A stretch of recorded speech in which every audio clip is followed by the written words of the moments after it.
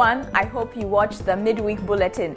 We had some exciting stories as it has been another packed week. Today, we bring you the excitement of Nelson Mandela's 95th birthday, which was celebrated across the world. We will also explain the significance of Mandela Day. Have you heard the election petition song?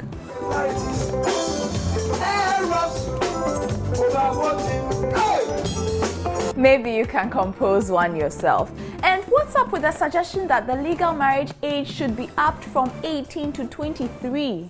The 18 to 23 years old is better because when the child is below the 23 years old, she's going to be deprived from education.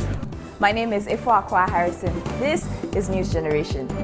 News Generation, supported by Cowbell with Vitarid. Almost even tough stains in just one step. Daily Blue Band, Daily Pro.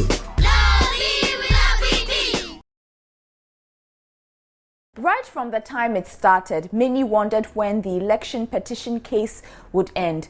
The live broadcast of the case at the Supreme Court took a toll on many Ghanaians' productivity and even the economy. The case is gradually coming to a close, with lawyers for the parties indicating an end to their arguments and evidence made before the court. It was part of the rules of engagement that only one... There have been 46 days of intense arguments and cross-examination regarding the election petition case at the Supreme Court. The trial began on Tuesday, April 16, with Dr. Mahmoud Bawumia being led to give evidence by Philip Addison, lead counsel for the petitioners. Members of the legal teams for the petitioners and respondents during interviews on many occasions interpreted what happened in court to suit their case. Some supporters even went as far as questioning the neutrality of some judges hearing the case, with others threatening not to comply with the outcome of the case. Dr. Mahmoud Bawumia, Johnson Asiedu Nketia, Dr. Kwejo Afarijan, and Ni Amano Dodu of auditing firm KPMG have all sat in the witness box to give evidence. My Lord, our report is made up of the main body of the report. This guy, he looks and, old. Accompanying appendices. They are contained in a 5-volume document. After days of back and forth as to the exact number of pink sheets in the court's possession, lawyers for both sides on Wednesday, July 17, indicated to the court they were done with giving evidence and cross-examination. There was some relief. The court has ordered the two parties to file their addresses on July 31 to enable the court to give a date for the ruling.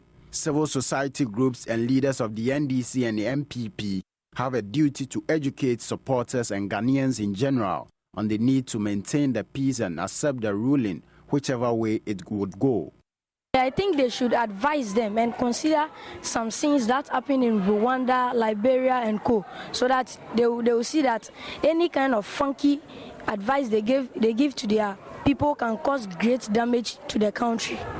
I also think the election petition hearing, which just ended, has increased the education rate of democracy to the mere citizens. Now they've got to know that anytime an election is contested, it can be challenged in a court of law. Yeah, I think the politicians too should advise their supporters and members to remain calm and accept the result in good faith in order to avoid any conflict.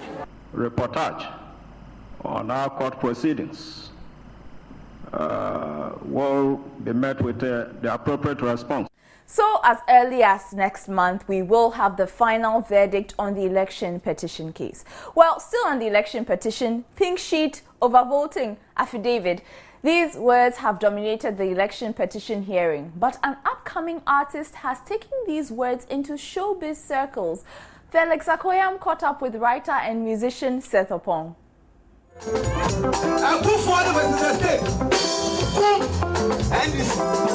I'm suggesting to you that I have a musician stroke writer who has just composed a song about the election petition hearing. All rise. Case number SP 2012. Nana Akufo-Addo, yes my lord. Philip Anderson, yes my lord. Baumia, yes, my lord. Chachu Chikata, yes, my lord. And my learned friend, Tony Lita. Baumia, what is your problem now? My problem is when we went for the elections, there was overvoting, irregularities, and errors on the face of the pink sheet. Why have you composed this song? Well, it's the time, it's the season. I looked at it and I'm thinking that the peace is not just for us, it's not for them at the court, it's we in general, we play our role. So this is my small way of actually telling the public that outside politics, these people are friends. What of us? Are we going to be enemies because of them? If the people we are following are friends, then there's a need for us also to be friends, not fight. So I thought, okay, my small way of actually alerting the public is just to make a small song in connection with the pink sheet issue at the court. I can't help but wonder, I mean, aren't you worried Justice Atukuba could cite you, or the Supreme Court could cite you for contempt? Maybe when he cites me for contempt, I'll go to the court and do the second version of the song.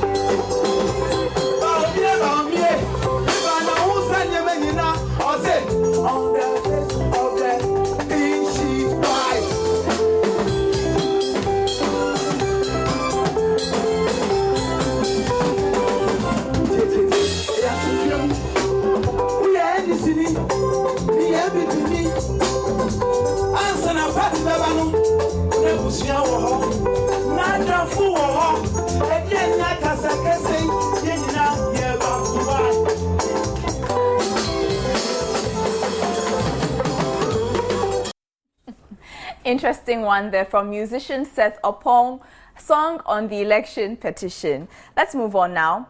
Activist, prisoner, liberator and unifier, Nelson Mandela's legacy appears not to be debatable. From the coast of Pretoria to the Black Star Square in Accra, Mandela's legacy transcends borders.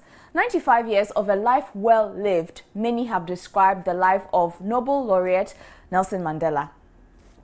Me many years ago when I was still a young boy, heading the kettles, and when I see a white man, I see an enemy. When everywhere, even when I start working, when I never think of I will forgive the white men how they treat me, because they used to tell me I'm a kafir, I'm what, I'm baboon, I'm everything. Those things are still reigning in my mind. Michael Sedi, a South African, recalls bitter memories of apartheid, which left invisible scars in his heart. He was 15 when Nelson Mandela was released from prison. I even cried 6 o'clock in the morning when we hear that the former president, F.W. de Klerk, has declared Mandela as a free man. And we never believe that, because we always see the photos, the photos of Mandela, even the T-shirt. We never see the face of the man, because when we grow, we never have to see the man. But after he was released, he always used this feast, say Mandela is free and the people must be free at the same time. And the whole world become like a dark cloud being shaded away, and the green light, the blue light, the red light, the yellow light has been coming like a rainbow. That's why we call South Africa a rainbow nation. Michael told me Mandela's life transformed those bitter memories. He changed my mind, and he teach me to learn how is to be a human being, and a human being with a human unity and Ubuntu and self-esteem.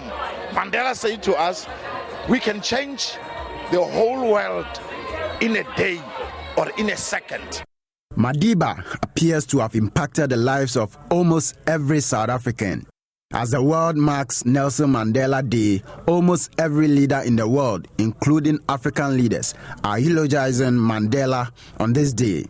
67 years of service to humanity. Have African leaders learned from the legacy of Nelson Mandela? That's a question for international relations experts, Dr. Vladimir Antwidanso. There is no leadership.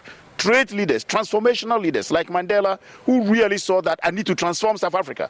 I need to go beyond apartheid. I need to go beyond apartheid and build a state of democracy, a state in which tribes and color and other religion do not play a part in building the state. So they can't emulate Mandela because they are not visionary leaders, they are not trait leaders, they are not transformational leaders. Mandela, our father, Mandela, we are here because of you. Mandela, we love you, the whole world is watching. And Mandela, please be with us. Mandela of Africa, Mandela of the world. Mandela, oh, the Lord can be with you always. Thank you. And of course, as the world's favorite granddad, Mandela's birthday was celebrated in different ways, but mostly with 67 minutes of community service.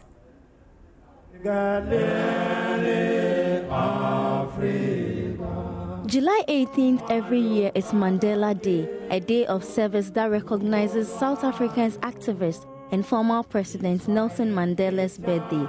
Mandela Day, which was approved by the United Nations in 2009, serves to encourage everyone worldwide to spend at least 67 minutes, a minute of each year of Mandela's service of their day doing something to help others. This year, Nelson Mandela celebrated his birthday in hospital because he has not been well for over a month. Mandela Day was marked by millions of people around the world in different ways. The Eiffel Tower in Paris was flat-lit in the color of the South African flag in honor of the day. In New York, The Power of Words, a short film based on excerpts from his most memorable speeches, was shown on giant screens in Times Square. In central Lisbon, Portugal, the Dom Pedro IV Square was to be renamed Nelson Mandela Square. In South Africa, the largest cupcake mosaic in the Southern Hemisphere was built. The mural of Nelson Mandela consisted of more than 5,000 cupcakes donated by Cupcakes for Kids with Cancer. The funds raised on the day were donated to the Nelson Mandela Children's Hospital Trust. And in Ghana, the Organization for Africa Development spent time interacting with students of the Jolu Special School, where prayers were said for the ailing icon. Now, every young person is a resource in the community and can provide insights, vision, and opportunities for change. Young people know what other young people want and have new and creative ideas and are keen to get involved in their community. Have you ever noticed a problem in your community and thought it would be great if you could do something to solve it? You could start your own volunteering drive with friends and family right in your community. That's what this segment is all about. We'll be sharing your favorite service projects connected to News Generation stories and information about other great ways you can be part of. Every young person can change the world, one kind act at a time. We are making giving back easy, enjoyable, and fun. Inspire other young persons in your life to become part of a kid-led movement of changing our world for the better. Now, acting government statistician Dr. Philomena Nyako has suggested that the legal age for marriage should be increased from 18 to 23. She explained this will ensure that young women become physically, socially, and psychologically prepared before giving birth. So what's up with that? The 18 to 23 years old is better because when the child is below the 23 years old, she is going to be deprived from education, which is not good. That means they are trying to tell her that she's going to stay in the house. That is, her work is supposed to be in the house. But when it is 23 years, she's going to be rubbing shoulders with the leaders in the country. I think it will increase the population of the country in the sense that ladies between the ages of 18 to 23, they are sexually active and they will give birth rampantly, and this will increase the population of the nation. I think the marital age from 18 to 23 is good because every child at the age of 18 should be in school. And if you tell me that you are because it is in the law books, you are 18 years, so you can get married. Some people use it as an advantage to be getting other people pregnant, and then they will leave them and continue with their girls above 23 years. They have time to cater for their children, and then girls below that age, they cannot cater for their self, not to talk about their children. And when this happens, they provide or they produce vagabonds in the society. Very good, because in the villages, the parents allow their children to marry even before 18 years, and even at 18 years you are supposed to be in school. So I think from up to 23 years it's even better because the population is growing higher, and if by 18 years you are married and by 19 you give birth and 20 you give birth again, so the population will go very high. So I think it's very good. Some very strong views there from you guys on WhatsApp. Anyway, it's time for a quick break. We'll be right back.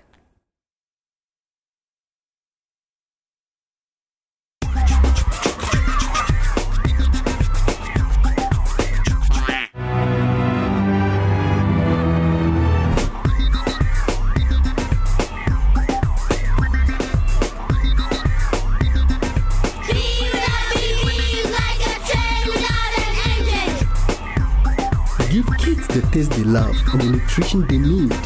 Daily Blue Band, Daily Growth.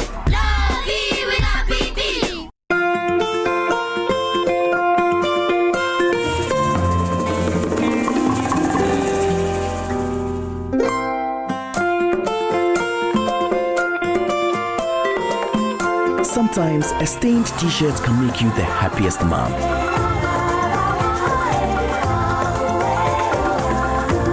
Now Omo Multi-Active removes even tough stains in just one step. Best ever stain removal from Omo.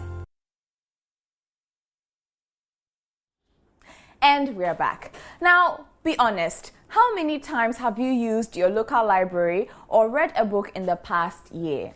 In Accra, bookstores and shops are not hard to find. Books are even displayed on the floor or ground. But are people reading?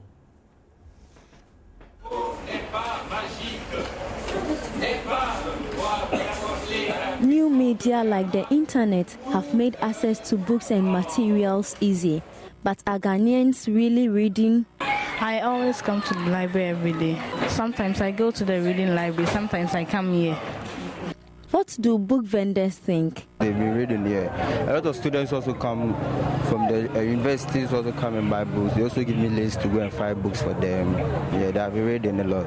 Ghanaians have been reading books a lot. They have been buying a lot from me too as well. Reading helps to develop strong language skills, improve on one's vocabulary, and also develop good writing skills.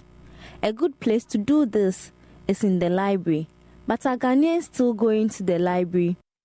A talk with the acting regional librarian at the Accra Library, Matilda Eje, revealed library patronage has gone up, but there are still challenges. From our statistics, for the first quarter, we have over 16,000 patronage at the Accra Central Library. So I'll say people do come use the library. The reference library recorded 9,272. And then the lending library, 2,590. And the children's library had 4,595 for the first quarter. Apart from the books, we have other activities that the children, we introduce to the children, such as the reading clinic and then the book club. We need more chairs and tables for our cherished readers. Actually, this is the lending department. The initial plan was patrons are just to come, borrow books for home reading. But since our reference department is not able to cater for all our patrons, readers come here to read. And recently we've introduced the French corner, where children get the opportunity to learn French, likewise the adults. So today, for example, today is Thursday and they have a film show, and the chairs are not enough for the kids to watch the movie. The librarian pointed out that the economy does not provide a good environment for people to read. Ghanaians are thinking of what to eat and how to make life better for their families.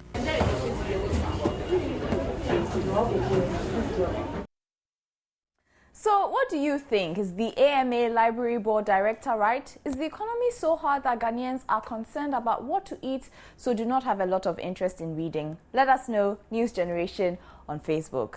Let's take a quick look at what else made headlines during the week.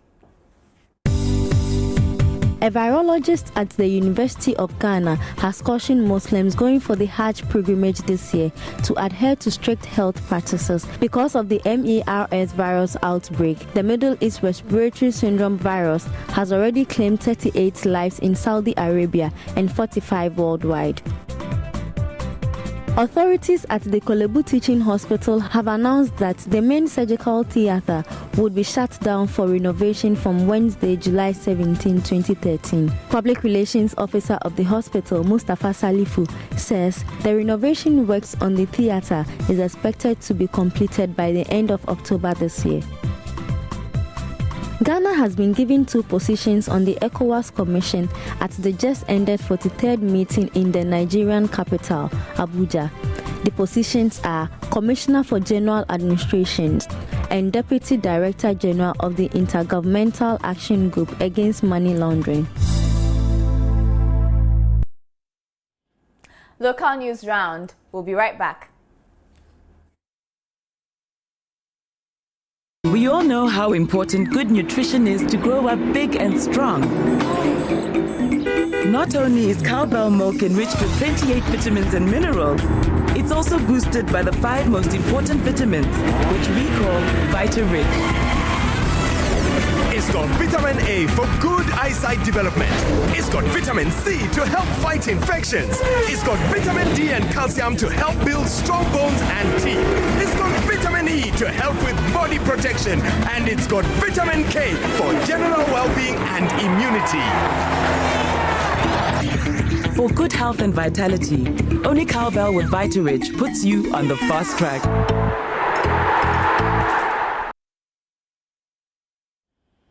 And we're back. Let's do some sports news now. For many Olympic fans, track and field events go a long way to describe the feeling of representing one's country at the global sports event. News of star athletes testing positive for banned substances does not help in boosting the image of the game, as this goes a long way to reinforce the perception people have about athletes whose performance almost seem superhuman. For the ordinary sports person, an athlete testing positive could mean something different. For years, track and field athletes have thrilled millions of fans with mind-boggling performances which sometimes go beyond human capabilities. News of Marion Jones, Ben Johnson, and Tim Montgomery using performance-enhancing drugs sank the image of track and field to an all-time low. The performance of Usain Bolt, Asafo Powell, Tyson Gay, and Johan Blake brought back some respect to the sport, which was beset with doping scandals. Critics wondered whether athletes could perform well without using performance-enhancing drugs. The motivation for any athlete or sports person to enhance their performance, be it the right way or the wrong way, it's there. Everybody wants to win. Even in examinations that we write in classroom, students want to do anything to win.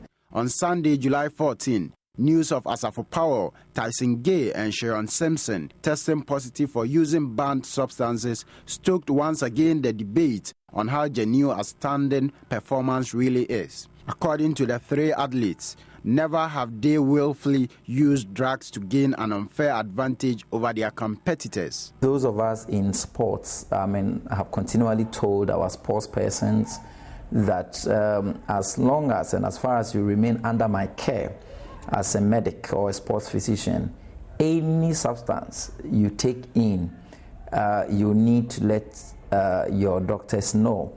The 3 athletes are expected to withdraw from all competitions until tests of their B samples are revealed to them. The outcome of the analysis will determine whether they will be cleared of any wrongdoing or banned for a specific number of months, if not years. So they probably were taking some of these medications, thinking they were probably taking it for a particular disease condition they have. The World Anti-Doping Agency has put in place measures to ensure doping in sports becomes unattractive for all up-and-coming sportsmen and women. America is divided over a court case. Just over a week ago, a white man, George Zimmerman, was found not guilty of shooting 17-year-old African-American Trayvon Martin. The verdict has sparked nationwide protests in the United States and has prompted a world debate about race. The world is talking about George Zimmerman and Trayvon Martin.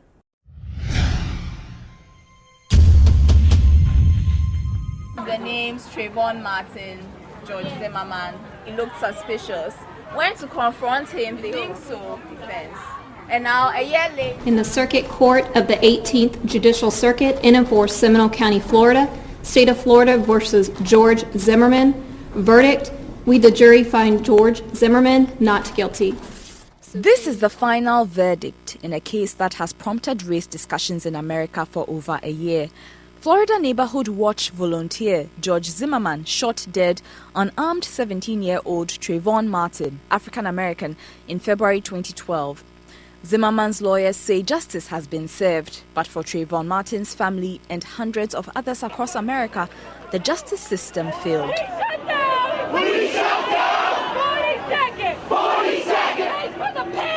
On the 26th of February 2012, George Zimmerman confronted Trayvon Martin, who was walking home from a store. In testimony, Zimmerman says he believed Trayvon to be part of a local gang terrorizing the neighborhood. He had called police to report a suspicious-looking black male. Somewhere between police responding to the call, Zimmerman confronted an unarmed Trayvon Martin. Evidence later given would show that a fight had ensued between the two, which resulted in Trayvon Martin's death. Zimmerman shot him. Do you think he's yelling help? Yes. All right, what is your... Zimmerman claimed self-defense and hence his subsequent acquittal of second-degree murder. The case has now sparked discussions on a wide range of already divisive issues in America, including gun control laws, the justice system, and now topping the list is the issue of race. Ghanaian teens also have their opinions. How can a 17-year-old, like someone like you, just kill someone? Because I'm even scared, because if I'm supposed to travel right now and the man is supposed to see me, I'm sure he's also going to kill me. I don't think it's right, because it's even an act of racism. It's showing the world that there is still racism going on. After all these years of civilization, people are still saying, I'm white and you're black, so I have a upper hand over you. He's guilty. Why? The one who judged him, the person is wrong. He said it was self-defense, right? If he had waited for the police to come, all this wouldn't have happened. If he was held not guilty, I see something behind it. I think that it's a very bad judgment and that he really deserves justice because he died so innocent. I think it's not fair. At least so far as he killed the other guy, he should be jailed. The George Zimmerman-Trayvon Martin trial may be over, but for Americans, the issues are just beginning. From continuing city-to-city protests to celebs boycotting performing in the state of Florida. Until the stand your ground law is abolished in Florida, I will never perform there again. Who knows how the chapter on Trayvon Martin will finally be put to rest. Time to take a trip around the world. Nigeria is planning to withdraw over 1,000 of its soldiers from the UN peacekeeping force in Mali to tackle militant Islamists back home. It is not yet clear how many Nigerian troops will stay in Mali, where an election is due to be held on 28th July. The Nigerians are part of a force of African troops who took over from a French-led mission to Mali on July 1st. Egypt's interim president, Adli Mansour, has vowed to protect the country against instability in his first public speech. Meanwhile, former President Mohamed Morsi's Muslim Brotherhood called for mass rallies on Friday to demand his reinstatement. Early investigations into the poisoning of school children in India suggest the food had traces of a chemical called organophosphorus, which is usually used as a pesticide. Nobody can say yet how it ended up in the food. Meet best friends Bone Digger the lion and Milo the dog. They have been living together for 4 years now at a zoo in Oklahoma, USA. Milo is so helpful, he's often spotted cleaning the lion's teeth. A Japanese robot called Hinamitetu has been showing off its best bar skills on the internet, including a quadruple backflip. Huge robot fan Tetsushi Hinami created the robot. It took him 3 months to build. And that's all we have time for in this edition. Do join us on our midweek edition of News Generation. Have a good rest of the weekend. News Generation, supported by Cowbell with Vitarid. Omo, even tough stains in just one step. Daily Blue Band, Daily Growth.